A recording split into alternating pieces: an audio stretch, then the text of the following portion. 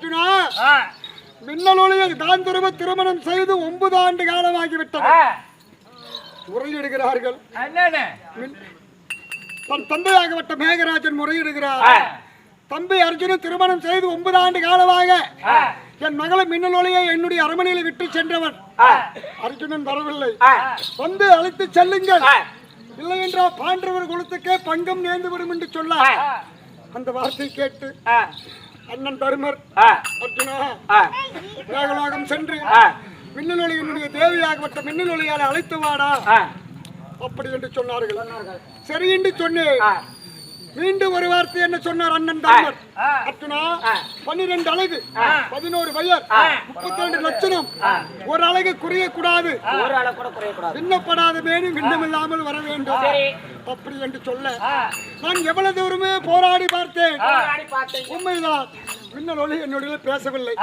அதனால கட்டின மனைவியை கையை பிடிப்பது இழுப்பதனால என்ன தவறு என்ன அப்படி என்று கையை பிடிச்சு இழுக்க மின்னலொளி என்ன செய்தார்?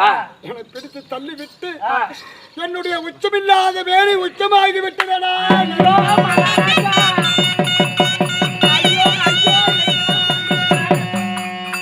ஐயோ, எங்க மகாராஜாக்கு புண்டானது போச்சு.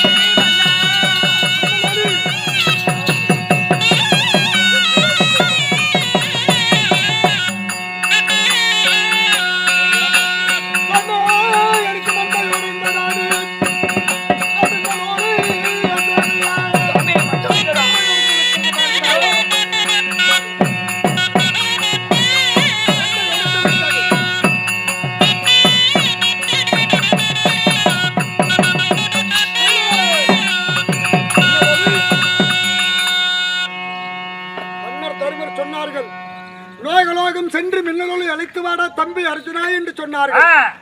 நான் வந்து கூவி அழைக்கும் போது சிவனே பெரியதென்று சிவன் பூஜை செய்து கொண்டிருந்தார்.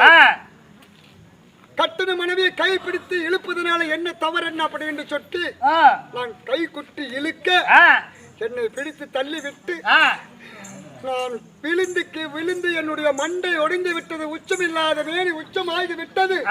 என் அண்ணன் தருமரை கேட்டான், என்ன பதில் சொல்வேன்? மின்னலொளி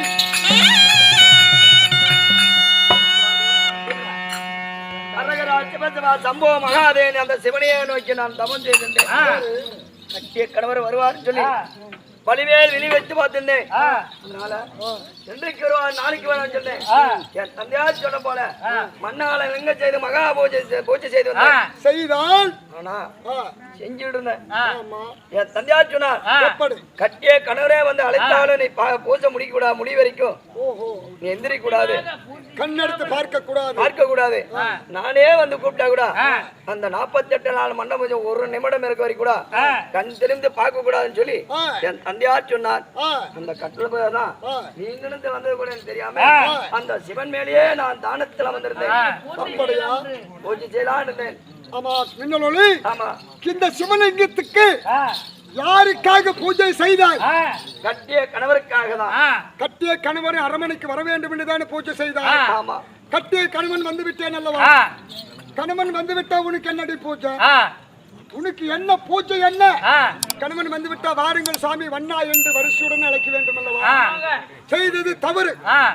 என்னை பிடித்து தள்ளிவிட்டு இதோ நான் கீழே விழுந்து என்னுடைய கிராகத்துல ஒரு எறும்பு காயம் கூட ஆயிருக்கு. அப்பேற்பட்ட உச்சமில்லாத மேனி உச்சம் செய்து விட்டாய் அல்லவா?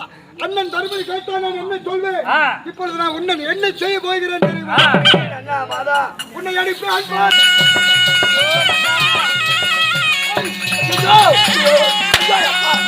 வந்திருக்கான்